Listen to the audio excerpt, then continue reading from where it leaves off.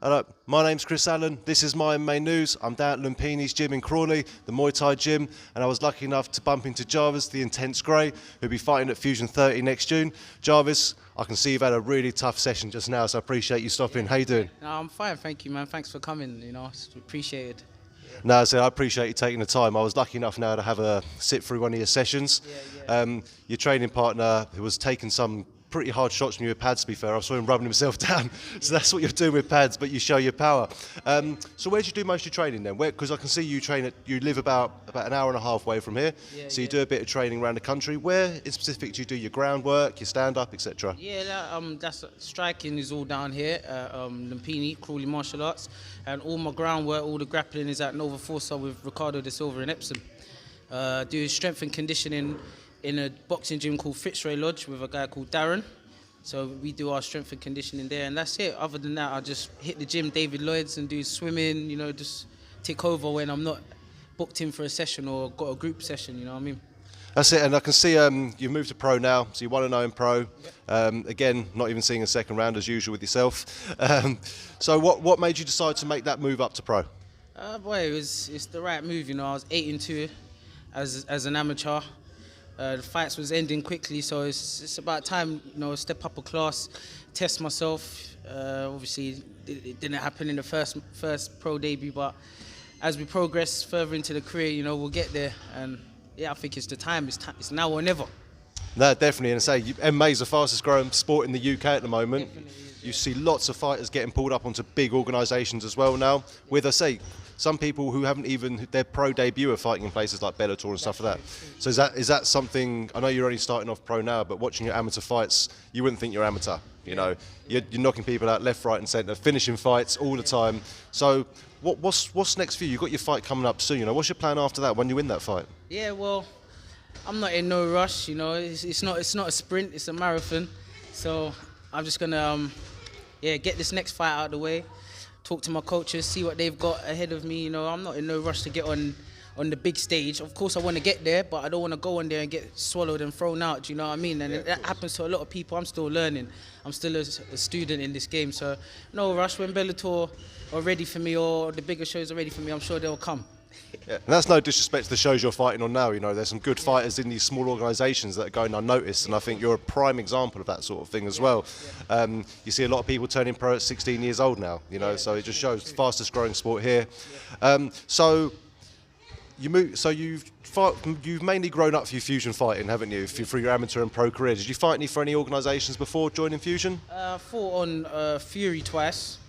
Lost both fights on Fury, but that's me coming in as a street fighter. No grappling experience, no nothing, just little tear-ups on the back streets. And me going in there thinking I know it all, I can fight everyone.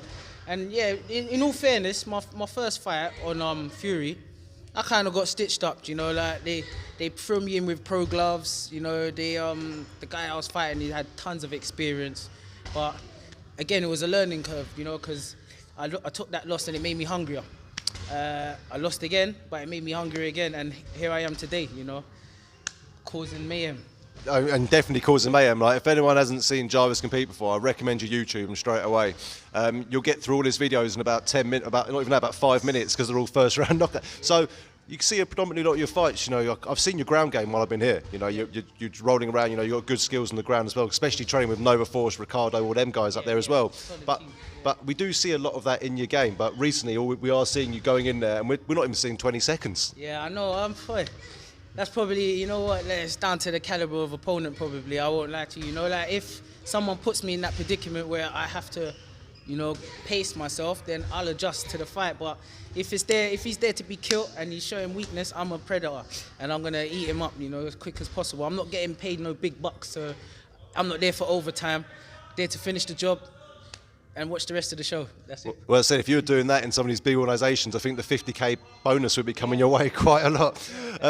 So do you think your last two amateur fights lasted in total of about 35 seconds? Is that right? Yeah. And that's when you won the title, right? Yeah. I just seem to overwhelm them, really. Do you know what I mean? It's just all too overwhelming, and before you know it, the referee just stops it. Do you find it's your aggression coming out? You think they're sitting, they don't expect you to come running forward straight into the middle of the cage as you tend to do? Yeah, therefore, that's it, as I tend to do, you know. Like, I know I'm better than that. I can pace myself, you know. Like, how I spar is different. It's much different to how I perform in the cage, you know. So it's just about adapting that style outside of the cage into the cage, and we're getting there, yeah. So for one thing I'd like to ask everyone, I find the most interesting thing about you guys is where did it all start? What actually thought you, like, because I'm a sim racer yourself, okay, well you're still younger than me. MMA wasn't exactly something you went and did when we were younger, sort of thing. There wasn't MMA, it was just boxing or judo. So what's your background? What started you in combat sports? Well, I first started boxing at the age of, say, about 8. A good gym in Lambeth where I grew up, called Fitzroy Lodge, and obviously I moved from Lambeth towards Croydon, and my mum wasn't happy about the distance I had to travel, you know, so far, and being a protector. At 8 years old? No, sorry, I moved. I done it from 8 till 14, yeah, and then I moved after that, and she just didn't want me traveling, you know, and then a couple years later I was just in a gym doing weights. And then I met a professional fighter at the time called Scott Jensen, and he's the one that introduced me to the MMA. We done some pads together, and he was like, you know what, you got some potential, man. And I was getting into like doing the wrong things, like wrong crowd and things like that. So it was almost a distraction away from what I was doing. So I give Scott thanks, and I always give him thanks. You know, he put me on this path, and I love it. No turning back since then. No, so yeah, so you feel like you. Well, as you say, you're on the street, learned most of your stuff, you know, growing up on the street, stuff like that, which is common nowadays, you know. It's good that you got out of that, and with this gentleman you were mentioning, he pulled you away from that, and it really made you. So you really wanted to focus life on MMA after that, yeah? That's exactly it, yeah. Because you know, I didn't do the best in school, you know what I mean. And a lot of things people don't do is they don't do what they're good at. You know, I want to focus what I'm good at. You know, it was football. That age is gone. I'm a very good fighter, so I feel I'm in my prime right now, you know, just keep it moving, keep the train moving, so, yeah. So how did you find the transition from boxing and stuff going into MMA, where you started learning some more kicks and some wrestling and things like that? It did come quite easy, I'm not going to lie to you, you know, because I'm just quite athletic all round, you know what I mean? Whether it's rounders, anything, I'm just good at sports. I'm not trying to big myself up, but... yeah, it started evolving. I first started doing the striking, other than with Scott, down at Keddles. So I was doing it with a guy called Paul Dewberry at the time. Yep. And he got me the fundamentals, you know, and yeah, the rest is history, man. I'm here today. Yeah. So you trained at Keddles before, you know, you got some big names, like you got multiple world champion Bernice Aldis, female down there. You've got Alan Keddle, the owner. Jimmy's down there. Jimmy Manoel down there. Back then there was Palou Aditola. There was Kim Farid. There was loads of good guys at the time when I was down there. Yeah, there was loads of good guys. And is it surname Crawford? Does that ring a bell? Rory, that's it. Yeah, Rory. He was down there as well. He's still down there. Rory's a solid guy as well, man. Good hands. Very good striker. Very good striker. He is. So you sort of went from it sounds like you went from boxing to like a Muay Thai gym sort of thing afterwards. So did you not think I'm just going to pursue a Muay Thai career, or you wanted to mix it all up? Yeah, I fell in love with the MMA sides of things. I like to get my hands on someone, you know. If it's not safe with the stand up, at least we can tussle on the floor, and you know, I can grind it out, kind of Khabib style. But I prefer the MMA to boxing, if I'm honest. I've had a few boxing fights as well, won some, lost some, but yeah, I prefer MMA, definitely. So without giving too much away, we all know you're dominant on the feet, okay? But what do you prefer to do? I know you prefer to go in and knock people out, it's great, but what more have you got to show us? Because we're not seeing it. We're not seeing it at the moment, you know. I don't have a preference, if I'm honest. You know, I love striking, and I like grappling as well. You know, my grappling is decent. Is still plenty room for improvement. But yeah, my strong point I would say is my striking. Yeah. Well, I saw a fight. I think it was one of your first fights of Fusion. It was against Evan J. I forgot his name. The Polish, was it Polish gentleman? Evan Jesus Invictus or something? Yeah, Eugenus. Eugene. Sorry, mate, if you're watching, by the way, I'm really sorry about that. Eugenus. Yeah. So that fight, we saw more of your ground game. Yeah. Well, that's me.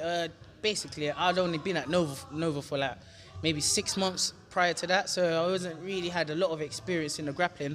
That guy, I think he was more of a grappler. at the time, and no, I went through it. I went through it with the little experience I had. I'm much better than I was then with the grappling. But Eugenus, he was a tough opponent, man. Very, very tough. And he was a big guy. He usually fights a weight class heavier, doesn't he? He was a lump, and he was heavy, man. Thick thighs, thick top half, thick neck, everything.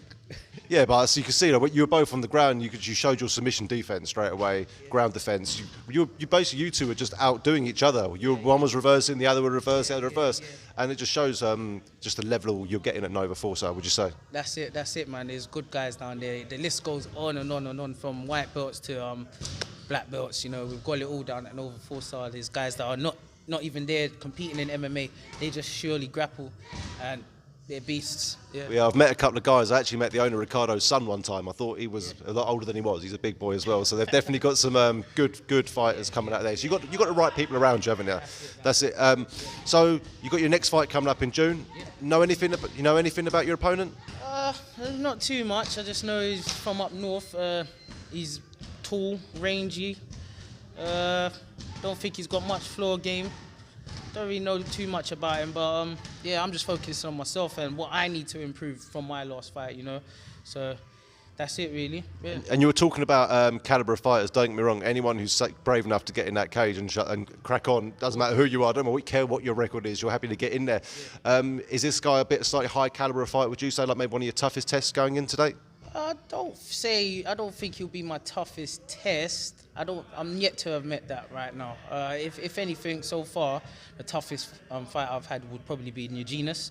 But I'm not too sure about this guy. I'm not underestimating him. You know, you just see what happens on the day. Yeah. That's it, and that's the attitude you can see of a lot of your fights. I can probably imagine how this fight's going to go. You're going to go in there, straight to the middle of the cage, and well, that's what he's expecting. That's what he's expecting. So.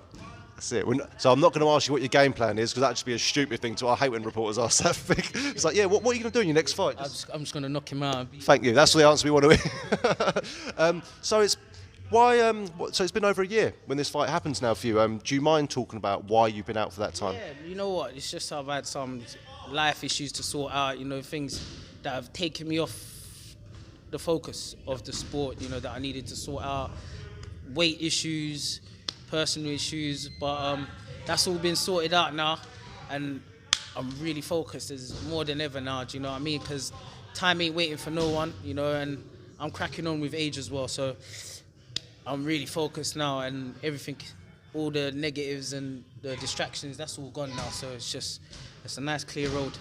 So you felt like you didn't want to rush back into it, you got a clear head now, you know what you're doing? That's it, yeah. I didn't want to, rush back into it and have distractions when fighting that could effectively, put a down on my performance, or hinder. It can spoil my career, So I just wanted to do the smart thing. No rush. I'm not rushing, Yeah. So is this it for you now? This is it. MMA is it. Are you still doing a 9 to 5, or this is it now for you? Nah, I was doing a little bit of retail work, maybe about 8 months ago, and then I started doing a bit of carpentry, but. It's just I'm sorting out a little personal business that I'm doing, like some cleaning business. So I'm just focusing on that, and as well as just the training. I can't do too many things, you know what I mean? So, yeah. So if you can get yourself something on the side where you can do it in your own time as self-employed, you find yourself you have enough time to get your training done still? That's it, yeah. Because I declared myself self-employed now, so I've got a lot more time to do the training and just up my game. Do you know what I mean? Got to make sacrifices. So and we're all looking forward to seeing what else you can do, because as I said, most of the fights we see, which are the most entertaining ones we see, like you hear on the commentary, as soon as you step in the cage, the Fusion commentators going, here we go, everyone's like, wait for this one, as in if you don't even sit down, they're saying, because you won't make it to your seat sort of thing. What must it feel like hearing like that when you watch your fights back from the commentators? They know before you get in there, this guy's going to be an animal, he's going to be a beast. It is a good feeling. Maybe a little bit of pressure. But it is a good feeling, because it's like reassurance, isn't it? It's like, and the person that you're talking about is I think it's Tim Radcliffe, yeah, and he was highly ranked in the country, and he's the actual one that gave me the name Mr. Intense, So that's what I was going to ask. Where did that? So he gave it to you? Why? So is that because of the way you fight? Yeah, because of the way I fight, he gave me the name and I've run with it, It's worked. So all credits to Tim, and that's it, man. No worries, no. So Mr. Intense, I think it fits you quite well, to be fair, because as I was watching your fights, I was thinking, how long's this one going to go? How long's this one to go? As I said, you've rarely seen a third round, let alone a second round, let alone a second minute. Yeah, no, we'll be getting there. We'll get there. I'm sure as I progress in the career, obviously there's going to be people that are going to bring me a bit further. Maybe. Hey, there's no issues in finishing the fight in the first round all the time. That's it. You know, and I like bringing that style. You know, people don't pay to see a boring fight. You know, win, lose, draw. For me, it's all learning. Yeah, I want to give people what they pay their money for. I'm here to entertain. As a fighter, we're entertainers as well. You know, it is our career, but we're also there to entertain. And yeah, like I said, I always want to bring it and just nothing but me. And when everyone knows that I'm fighting, they know that I'm coming out to bring it. Nothing less. And that's what everyone's doing. As soon as they see your name read out on Fusion, now you're becoming a big name now. You're following in the footsteps of, I say following in the footsteps, you're just as good as a good friend of mine, Tom Green, who fights in. He's the featherweight champion at the moment. He went to Bellator, and it says you're definitely following the sort of path he did at the moment. You're going in, you're dominating the scene. So it'd really be good to see what goes on next. So what weight class are you fighting at this next fight? Because your first pro fight was a catchweight, yeah? The first pro fight, yeah, it was a catchweight. It was at 68 actually. This fight is also a catchweight. I'm going to be doing 75, but I usually fight at 70. So I usually fight lightweight and can fluctuate between feather and light as well. But I think I'm going to stick to 70. Because featherweight for you, you'll say you're quite a big guy. Do you know what I mean? So it must be hard. It's a bit hard, yeah. It is a bit hard, and but I feel good at 70. Do you know what I mean? So I'm going to stick to lightweight, I think. How are you feeling about 75 though at the moment? You don't have to cut any weight. So. Yeah, because I've had such a long time out, I didn't want to just rush and do a drastic weight cut. Do you know what I mean? It might compromise my form. I might be weak on the day. So catch weight was reasonable just to that because I've had a year out, just a stepping stone back into it. So that was right. And then yeah, my next fight I'll be back at 70. And that's where you want to stay, lightweight. That's where you want to stay. I think I'll stay at lightweight. Yeah, just take out some of these lightweight guys. Yeah, that's it. No, definitely. There's definitely some good guys in there to be taken out as well. I'm sure you're not too. Is your eyes on the prize then in this one? Yeah, you want that fusion title before you think about what you're doing next, sort of thing. Yeah, of course. That definitely one of my objectives. You know, become like a professional champion, as well as an amateur champion. So yeah, I think I'll get this fight out of the way. Maybe another one, and then ask Mark and Rick, for that shot. I said Mark and Ricardo, especially I haven't spoken to Ricardo too much, but Mark has a lot of good things to say about you. Yeah. When I was chatting to some of his guys in his gym, he was like, why don't you give Jarvis Gray a call? And obviously I've heard your name on the Fusion cards before, watched the videos, I was like 100%. So your name's about these gyms. People know who you are, man. That's nice, man. That's a nice feeling to know. Mark's a good guy, they've looked after me on Fusion, him and Rick. They're very professional, well run, I have nothing bad to say about them at all, and I'm real. If I have got something to say about someone, I'll just say it. I'm not owed anyone, I don't owe no one nothing. But Mark and Rick, good guys, man. They're solid guys, good guys. Yeah. No, quality, and I said it's a lot. I hear that a lot as well. Yeah. And another thing I want to mention, because people can't see it, is obviously you're in training this gym here, myself looking around. Very family orientated, like most gyms I go to be fair. Yeah. And the minute I walked in, I was offered teas and coffees. That could have been anyone, for all they know. So, do you know what I mean? So, do you find that work training here is just top notch? Yeah, that helps, man. As long as you're in a good environment. If you're in a bad environment, how are you gonna flourish? Everyone down here is what's the word I'm looking for? Everyone is interested in everybody's progress. The main boss, John Jarvis. He's not just gonna just blank you or give you that perception just because he's the boss. He'll sit you down, talk to you even about personal things. Like how's life going. It's not always just about training and that. I love it here, man. They're proper family orientated down here. Lots of good guys down here. Paolo, Alan, Ruth, John Jarvis. Very welcoming gym. Yeah. Yeah. So just to let everyone know, he's wearing a t-shirt for Mymmanews Gym. Check him out. Obviously, I've got a lot of good fighters coming through. Actually, Jarvis coming through as well. Good trainers, and well, if you're going to compete down here the way this man is right now, I think we'll all be happy, won't we, Jarvis? 100%. Yeah. Quick question. So, what was your biggest inspiration? It is a bit of a cliche question, okay? But what was your biggest inspiration, in this sport to keep driving, keep going? My kids. Yeah. Family, yeah. They're my biggest inspiration because they look up to me as that guy, I'm their dad that is so strong, and Superman. Yeah, wins fights, and oh, my dad's a professional fighter. Come look on YouTube. This is my dad. Yeah, they're my biggest drive. I can't fail them. Do you know? That's my biggest drive. Yeah. My dad can beat up your dad sort of conversation. That sort of conversation. Yeah. But they won't tell me that they said that though, because I told them that's the wrong thing. I'm quite strict on them. Yeah. How old are they? The oldest one is 10. Yep. The middle one is 8, and then the youngest one is 3.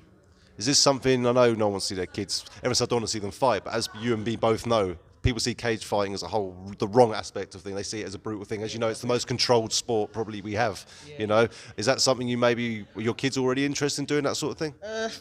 Not that I forced them into it, but they've been grappling with Ricardo for about, I think it's maybe about 4 years now, and they're doing very well. You know what? They know more things than me. If I'm honest, you know, they'll outshine me. And Rick, he keeps on saying that, you know, like give them a couple more years, Jarvis, they'll be better than you. But yeah, they love doing the contact sports as well. Yeah, and it's not because I don't force them. I say, do you lot want to do football? Do you want to do? I try and push them into other things so that it's not the pressure of just because I'm doing it. Yeah. But they love it. Well, it's nice to hear, you know, most kids nowadays are sat in front of an iPad or just a PlayStation all day, Fortnite or that sort of. They still do that. They still play Fortnite a lot, but yeah, they love the grappling and that. Yeah, they grapple 3-4 times a week. So so you might be sitting on the sofa and one of the little ones is jumping on your back and choking you out. Very soon. Very soon. Where's my pocket money? Yeah, Dad. What do you mean bedtime? It's not. You know what I mean? How does, if you don't mind me asking, how does the other half obviously think about these? Are they very supportive of you? The whole family? Are they whole family supportive of you? What you do? Yeah. My mum was a bit iffy, like any other mums. You know what I mean? I don't want you getting hit in your head. It takes one hit. You know, you do get them kind of negatives, but she's kind of turned around to it, you know, like over the years, and she's very much more supportive now. She still hasn't been to none of my fights, because she can't bear to see it. She said, how would you do your mum like this in the front row? Like, I know. I don't want the pressure on my mum there, anyways. To be honest, you know, because it's just extra emotional, and it probably might make me fight wrong. I might be too emotional. Do you know what I mean? So my mum, she's very supportive, and the rest of the family and that, the missus and that, yeah. Have the kids, obviously now they're a bit older, one of them's a bit older, have they ever come to watch a fight with you before? Yeah, they've come to a few fusions, yeah, they've come down. That must be great for them as well, seeing there, because most dads, you know, take their kids to football, which is great, obviously, you know, and see a team, but you're taking them to a fight where you're the professional. That's it. You know, it must make you, I bet they must be proud kids of you, eh? Nah, they were very proud, especially when I won the amateur belt. I made them come in the cage, yeah, I saw. Took pictures and all of that. And you had Jimmy present you the belt as well. Yeah, Jimmy Manure, you know, big thing to be presented the belt by him and that, and they loved it. They love it. They look forward to all my fights now, and they think it's their right to come to every fight now. Just because they've come to a few now, they say like, yeah, when's the next? So they'll definitely be at all the fights. They'll be at all my fights now. Well, it's nice they got a vested interest in it as well, you know, and they can see you doing well. That's only going to encourage them to do more, especially you said about your background, you know, like in the past it might have not been the best for you. Yeah. So I'm guessing you're stopping that from happening to your own little ones. 100%, you know, 100%. Don't want them going down that sort of path. Education is very important, so I always drum that in their head. I'm just very disciplined with them, you know. Yeah, so I've grew up in an area like Thornton Heath area, Croydon, so I know exactly what some areas can be like, how easily influenced young kids can be nowadays. Myself, I got into judo very young and played rugby and stuff like that, you know, and I think it's really important what you're doing, and it's actually very inspirational for everyone out there listening to this, you know, say, look, it's not going to get your kid, isn't going to get his head caved in, you know, it's controlled, it's discipline, you know. Yeah, because with that as well, they don't need to go to school and act like they're the hardest. They already know what they're capable of. It actually humbles them. Do you know what I mean? Because if they get found out doing their art on somebody for no reason, they're in big trouble. Do you know what I mean? They're in big trouble, not only by me but by Ricardo as well. So the discipline don't just start with me; it's with the coach as well, you know, and they will get disciplined by him. I think I used to listen to my sensei more than my parents, to be fair. Do you know what I mean? I think it's more embarrassing for them to get told off by Ricardo than me. So sometimes if they've done a little naughty thing, I'll tell Rick, I'll be like, just tell him off, Rick. Just tell him off for me, please. Yeah, and then Ricardo's your backup, yeah? So Ricardo, if you ever need to babysit or someone to discipline him with, He'll be asking you. Right, so just come to the end now. Your opponent coming up, anything you want to say? I know you don't talk smack about, I know that's not your thing, okay, but anything you want to say to your opponent coming up in case he's watching? Mate, just drink plenty of water, you know, drink plenty of water, have a good early night the night before. That's it really, mate, because you know what I'm coming to do. That's it, yeah. And as I said, if I was watching your previous fights, fair play for him to even getting in there, Jarvis, to be honest with you. And also, I'd like to give you the opportunity to shout out any gym partner, any gyms, any sponsors at all that you want to give a shout out. Do it now, man. Yeah, I want to just show my utmost respect to everybody down Crawley Martial Arts. Yep. Also, everybody down at Nova Forza. You know, there's too many names to mention. On the shout out to my sponsors as well, Colours for You, PVC Charles Associates, they're an accountancy business. Also, I sponsor myself, so I've got my kennels business, Bully's Block Kennels, so shout out to all my kennels partners. And that's it really, yeah, just all the family and friends that always show me continuous support throughout the years, you know. You know who you are, and I always show appreciation, so everybody's knows who they are. Yeah, I always. And you definitely have a good support following. Every time I've been there, when you come out, it's just deafening, to be fair. So you must put 100 people in there with you, don't you? At least yeah. It feels like it.